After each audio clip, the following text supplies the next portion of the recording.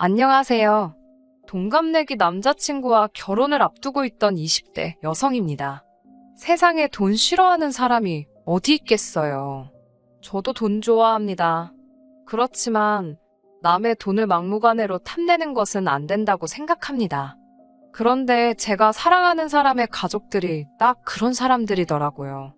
그래서 헤어졌어요. 저와 남자친구는 같은 대학교 출신입니다. 같은 해에 같은 전공으로 입학한 동기이긴 한데 처음부터 친해지지는 못했습니다. 저는 조건부 장학생이라고 해서 일정 성적을 유지해야만 해당 학기에 장학금을 받을 수 있었기 때문에 첫 학기부터 좋은 성적을 받아야 한다는 일종의 강박관념에 시달리고 있었어요. 그렇다 보니 돌이켜보면 대부분의 시간을 도서관에서 보내는 재미없는 학생들 중 한 명이었네요. 반면에 남자친구의 경우 옷도 잘 입고 외제차를 끌고 학교에 오는 눈에 띄는 신입생이었습니다. 소문에 의하면 아버지가 무슨 회사 대표라더군요. 저는 원래부터 그런 쪽에는 별로 관심이 없기도 했고 아무튼 서로 친해질 계기 자체가 없었다고 표현하는 게 가장 적절할 것 같습니다. 그러다 2학년 1학기가 끝날 때쯤 저에게 좋은 기회가 생겨서 미국으로 1년간 어학연수를 가게 되었습니다. 미국에서의 생활은 외롭긴 했지만 여러모로 저에게 유익한 시간이었어요. 현지에서 영어를 배우니 하루가 다르게 실력이 느는 게 느껴지더라고요. 귀국하기로 한 날짜가 2주 정도 남았던 무렵 결국 저는 부모님께 1년만 더 있게 해달라고 부탁을 드렸습니다. 나중에 부모님께서 말씀해 주시기를 당시 외동딸인 제가 해외에서 1년 더 공부하고 싶다 하니 기특하기도 하고 걱정스럽기도 하고 몇 날 며칠 밤잠을 설치셨다고 하셨어요. 아무튼 결국 부모님은 제 뜻을 존중해 주셨습니다. 부모님의 응원과 도움으로 저는 미국에서 2년 동안 어학연수를 한 뒤 한국으로 돌아왔습니다. 복학을 하고 나서야 친하게 지냈던 친구들 중 몇몇은 휴학을 했고 또 몇몇은 나름의 계획들이 있어 당장은 학교가 아닌 다른 곳에 가 있다는 사실을 알게 되었습니다. 강의실에 들어가면 대부분 낯선 얼굴들 뿐이니 서운해할 일이 아닌 걸 알면서도 괜히 서운하더라고요. 그렇게 혼자 다니는 일이 잦아지던 무렵 우연한 기회로 남자친구를 마주치게 되었습니다. 남자친구가 먼저 제 이름을 부르며 잘 지냈냐고 묻더라고요. 남자친구가 제 이름을 기억하고 있다는 사실에 살짝 놀랐습니다. 마침 수업이 없었기에 학교 앞 카페에서 잠깐 이야기를 나누게 되었습니다. 알고 보니 제가 휴학을 했던 기간 동안 남자친구 역시 군복무를 하느라 휴학 중이었대요. 그래서인지 남자친구 또한 복학 이후로 저만큼이나 심심한 학교 생활을 하고 있답니다. 이후로도 저희는 예전과는 달리 자주 만나고 붙어 다니기 시작했습니다. 저희 둘 모두를 아는 친구들은 의외라고 했지만 저희는 왜 진작에 친해지지 못했는지 서로가 신기해할 만큼 급속도로 가까워졌습니다. 그리고 얼마 지나지 않아 사귀는 사이로 발전했어요. 남자친구의 1, 2학년 때 성적은 처참한 수준이었습니다. 그나마 3, 4학년은 본인도 인정했을 만큼 제 덕을 많이 봤어요. 저는 정말 남자친구랑 나란히 안정적인 직장을 갖고 그 후에 둘만의 가정도 꾸리고 싶었습니다. 다행히 저희 둘의 노력과 진심이 통했는지 졸업 후 얼마 지나지 않아 저희 둘 다 비슷한 수준의 중견기업에 나란히 취직을 할 수 있었습니다. 비슷한 수준의 중견기업이라고 표현을 한 이유는 사회적 인식을 기준으로 말씀드린 거예요. 복지나 연봉 부분에 있어서는 조금 차이가 있긴 있습니다. 제가 연 5천 후반, 남자친구가 연 3천 후반으로 둘이 합쳐 1억이 좀 안 되네요. 비록 파혼하게 되었다고 처음부터 말씀드렸지만 왜 파혼에 이르게 되었는지 말씀드리려면 최대한 객관적으로 저희 조건과 상황을 말씀드려야 할 것 같아서요. 저희 부모님은 두 분 다 공무원이세요. 어머니는 초등학교 교장 선생님이신데 곧 정년 퇴임을 앞두고 계십니다. 아버지 역시 보건 쪽에 공무원으로 계셨고 어머니와 마찬가지로 내년에 정년 퇴임하세요. 하지만 퇴직 후에 관련 기관에 재취업하기로 예정되어 있으십니다. 그렇다 보니 두 분 연금이랑 아버님이 재취업으로 받으실 돈까지 하면 한 달에 1,000만 원 이상 버실 것 같아요. 그 외에도 지금 살고 계신 아파트랑 모아두신 재산이 조금 있으신 걸로 압니다. 재산 규모까지는 정확히는 모르고요. 다만 노후는 확실하게 보장되어 있고요. 그런데도 저희 부모님이 계속해서 돈을 버시는 이유는 딱 한 가지입니다. 부모님 힘 닿는 데까지 조금이라도 더 벌어서 저 결혼할 때, 그리고 저 살면서 혹시나 힘들 때 조금이라도 보태주고 싶으시다 하셨습니다. 반면에 남자친구의 사정은 달랐습니다. 앞서 언급했던 것처럼 대학교에 입학했을 당시 교내에는 남자친구가 무슨 기업의 아들이라더라, 아버지가 무슨 회사 대표라더라, 별의별 소문이 다 돌았습니다.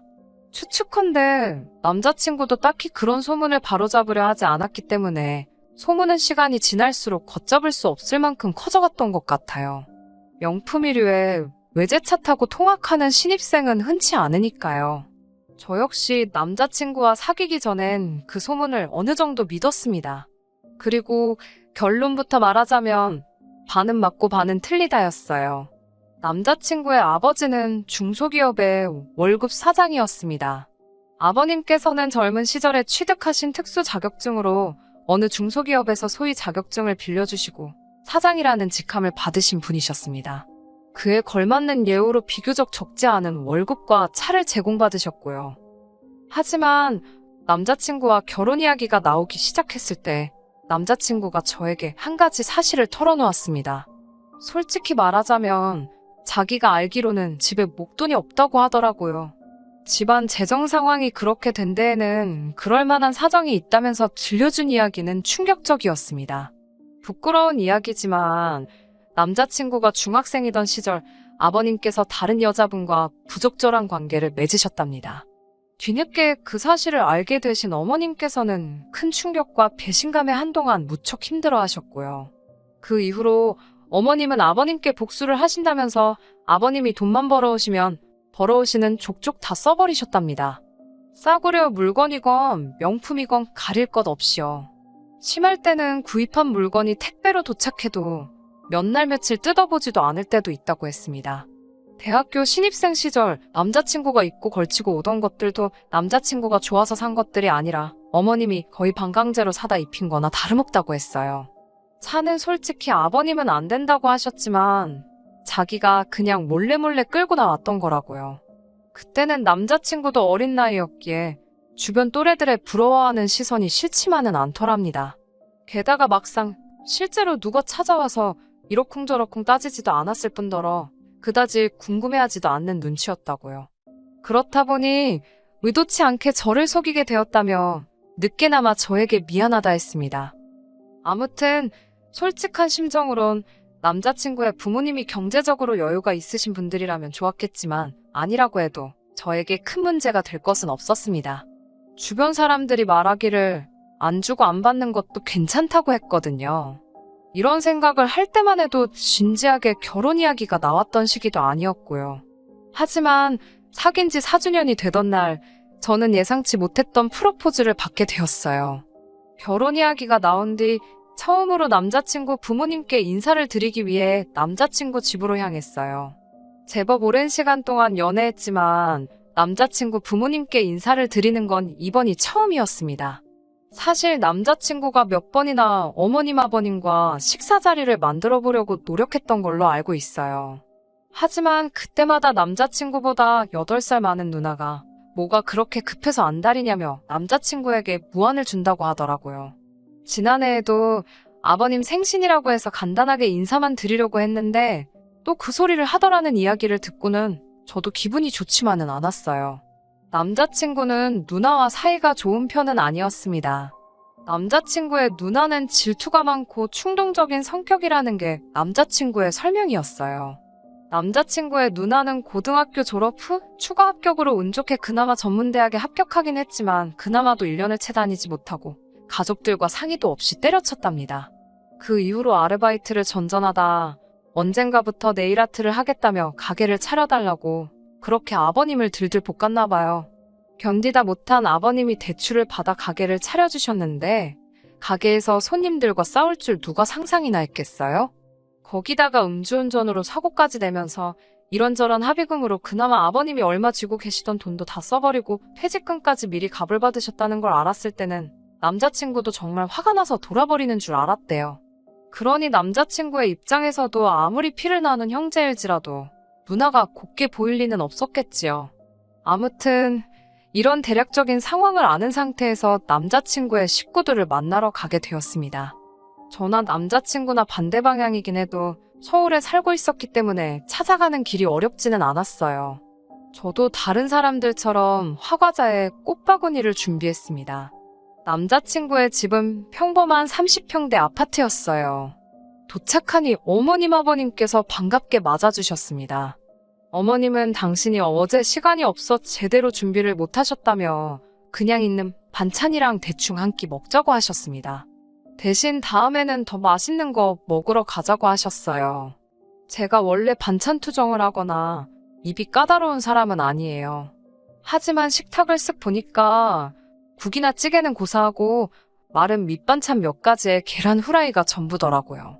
저도 사람인데 당연히 실망했어요. 하지만 밥을 먹으러 온 것도 아니고 가뜩이나 긴장한 상태라서 어차피 무엇을 먹는들 제대로 소화시킬 자신도 없었기에 애써 그러려니 생각하려고 했습니다. 밥 한 숟갈 뜨려는데 어머님하고 아버님 두 분이서 이야기를 시작하시더라고요. 듣자 하니 아버님은 반년 안에 회사를 나오신답니다. 그리고는 반년에서 1년 정도는 쉬시다가 경비일 알아봐야지 그러시는 거예요. 그 이야기를 듣는데 제가 다 걱정이 되었습니다. 짧은 순간이었지만 별의 별 생각이 다 들었거든요. 현역으로 계실 때 결혼식을 올려야 하는데 라는 생각부터 시작해서 요새는 경비일도 구하기 어렵다던데, 그리고 남자친구 말로는 집에 목돈이 하나도 없댔는데 무슨 돈으로 반년이건 1년이건 버티시려고 그러지. 별의별 생각들이 머릿속을 스쳤어요. 하지만 정작 어머님은 아무런 걱정이 없어 보이셨습니다. 저희를 보시더니 애들이 도와주겠지 그러시는데 정말 깜짝 놀랐습니다. 제가 어떻게 도와드리냐고 물었습니다. 사실 처음 인사드리러 간 자리니까 좋은 게 좋은 거라고 일단은 적당히 맞장구를 쳐드릴 수도 있었지만 그랬다가 제 팔자 제가 꼬게 될 수도 있잖아요. 그래서 처음에 인사하러 올 때부터 할 말은 똑바로 해야겠다고 생각하고 왔거든요. 어머님께서는 저를 물끄러미 쳐다보시더니 남자친구 쪽으로 시선을 돌리시고는 그럼 부모가 힘든데 모른 척 할 거냐고 안 도와줄 거냐고 되물으셨어요. 그래도 내가 지금까지 키워줬는데 당연히 챙겨줘야 되는 게 도리 아니냐고요. 그러면서 제 남자친구는 당신의 노후 대책이고 연금이랍니다. 그러자 남자친구가 난처한 듯 저를 쳐다보더니 어머님께 챙겨드린다고 대답했어요. 남자친구의 대답을 듣고는 솔직히 실망스러웠습니다. 사실 인사드리러 오기 전 저희 둘이 나름대로 결혼하면 어떻게 생활을 할 것인지에 대해서 예산도 짜보고 이야기를 나눴었거든요. 저는 부모님께 도움을 받을 수 있었지만 남자친구가 받을 형편이 안 되니 차라리 양가 도움 없이 각자 모은 돈과 대출로 결혼을 하기로 했어요. 반반 생활비 하는 집도 많다던데 저희는 일단 저축하는 게 제일 큰 목표기 때문에 네 돈 내 돈 할 것 없이 같이 모으는데 주력하기로 했고요. 명절, 생일을 제외하고는 외식이나 목돈 지출을 자제하자고도 했습니다. 그렇게 해서 5년 안에 저희 두 사람 이름으로 된 집을 사는 게 최종 목표였어요. 그런데 어머님이 한마디 하니까 설령 어머님 기분 맞춰드리려고 별뜻 없이 한 소리라고 해도 저와 한 이야기가 있음에도 불구하고 쉽게 말을 바꾸는 남자친구를 보니 김이 확 새더라고요. 결혼 후에도 어머님과 제 사이에 무슨 일이 생기면 늘 저런 식이지 않을까 하는 걱정도 되었고요. 저는 이렇게 된 거 물어보고 싶은 건 다 물어보고 확실하고 깔끔하게 정리를 해야겠다 싶었습니다. 그리고 마침 이때 남자친구의 누나가 집에 들어왔어요. 한참 대화 중인데 자기도 한 자리 차지하고 앉더라고요. 뒤이어 어머님께서 먼저 저희에게 결혼 준비는 어떻게 할 건지 물어보셨습니다. 어머님께 제가 신뢰가 안 된다면 얼마나 도와주실 수 있냐고 여쭤봤어요. 그러자 남자친구가 말한 대로 어머님께서는 지금 들고 계신 현금 목돈이 하나도 없다고 하셨습니다. 그러면서 또다시 저희 결혼 자금을 도와주시기는커녕 당신 코가 석자랍니다.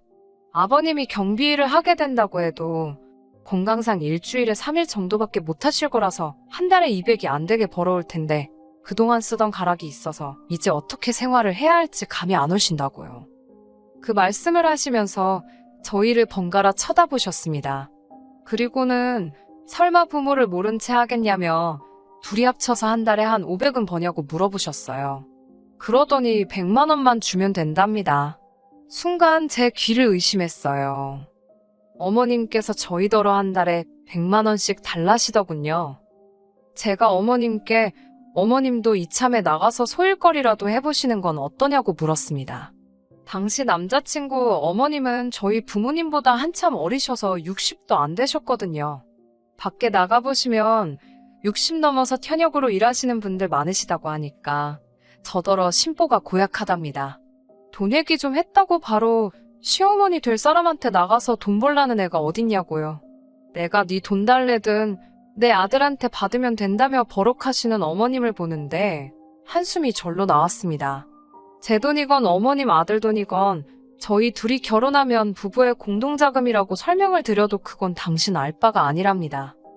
더 화가 났던 건 옆에서 남자친구 누나까지 끼어들어서 어머님이 당신 아들한테 용돈 좀 달라는데 제3자가 왜 끼어들어서 감나라 배나라 하냐고 저한테 뭐라고 하더라고요. 누가 제3자라는 건지 결국 제가 언니야말로 제3자니까 빠지라고 했습니다. 그러자 남자친구 누나는 저더러 말하는 사가지 좀 보라며 네가 뭐가 그렇게 잘났는데 아까부터 따박따박 말대꾸냐입니다. 시댁에 그렇게 하라고 배웠냐고요. 짜증이 난 제가 나한테 그러지 말고 어머님이 지금 아버님 은퇴하시면 먹고 사실 돈이 없다는데 해결책 좀 내놔보라고 했습니다. 왜 그 이야기할 땐 입 다물고 아무 소리도 안 하고 있다가 제가 무슨 말만 하면 저한테 난리냐고요. 맏딸이신데 앞으로 부모님께 용돈 좀 드릴 거냐고 물었습니다. 언니도 100만 원씩 드릴 거냐고 하니까 남자친구 누나가 저를 죽일 듯이 노려보더라고요. 남자친구는 지 누나가 저한테 뭐라고 할 때는 입 딱 다물고 한마디도 안 하더니 이제서야 저한테 왜 그러냐며 그만하라고 하더라고요. 남자친구 누나는 자기가 자기 엄마한테 얼마를 주든 그게 저랑 무슨 상관이냐면서 저더러 네가 뭔데 이래라 저래라 난리냐고 고래고래 소리를 질렀습니다. 저도 언니한테 그러니까요. 그게 제가 하고 싶은 말이에요. 저희가 결혼을 하게 되면 어머님한테 용돈을 얼마 드릴지 이야기하고 있는 건데 왜 언니가 끼어드냐고요. 벌써부터 시누이 노릇이라도 하고 싶어서 그러냐고 물었네요. 그러자 남자친구 누나가 약간 얼빠진 표정으로 저를 쳐다보더니 너 미국물 먹었다더니 성격 뭐 같다고 그러는 거예요.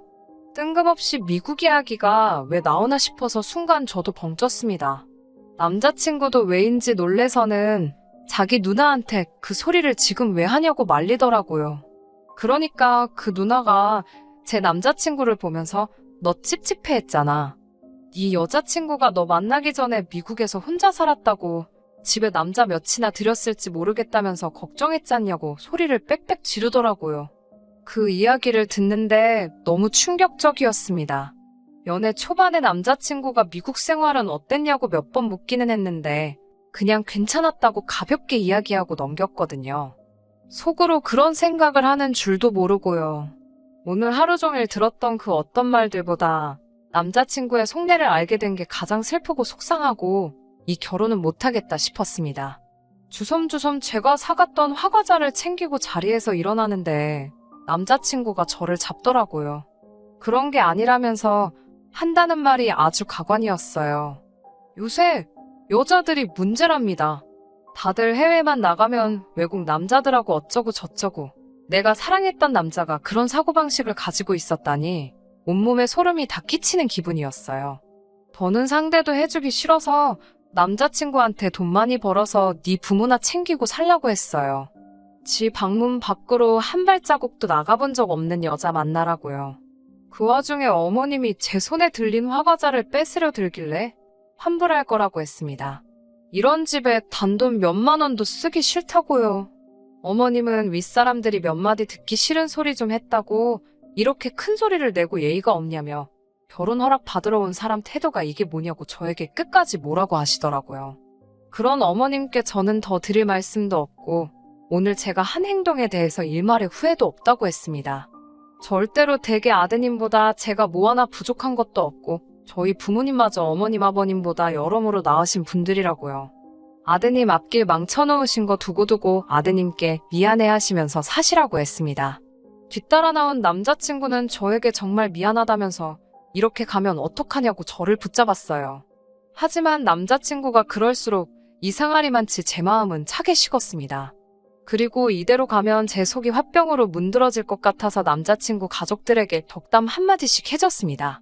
남자친구에겐 앞으로 돈 없는 네 부모 연금 노릇하면서 못 빠지게 열심히 살고, 남자친구 누나에겐 나이에 맞게 밥값 좀 하고, 어머님은 남 등골 빼먹을 생각 좀 하지 마시라고요. 아버님은 내내 그냥 먼 산만 보고 계셨고, 제가 보기에도 좀 안쓰러워서 아무 말도 안 했어요. 그 이후로 남자친구는 몇 번이고 저를 찾아왔지만 이미 전후 사정을 다 아셨던 친정부모님께서 이런 식으로 자꾸 오면 곤란하다고 돌려보내셨습니다. 경찰까지 부르는 일은 없게 하자고요.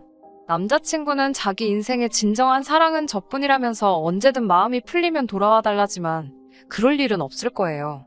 사람 보는 눈이 없었던 제가 멍청했지만 이제라도 알게 돼서 다행이라고 생각합니다. 지금도 그 말도 했어야 하는데 하고 한마디씩 생각나긴 하는데 그래도 하고 싶은 말 대부분 다 해서 속은 시원하네요. 많이 좋아했고 몇 년을 만났으니 당분간 허전하겠지만 잘 지내보겠습니다. 끝까지 들어주셔서 감사합니다. 오늘의 사연은 여기까지입니다. 구독과 좋아요, 알람 설정 부탁드리고 더 좋은 사연으로 다시 찾아뵙겠습니다. 감사합니다.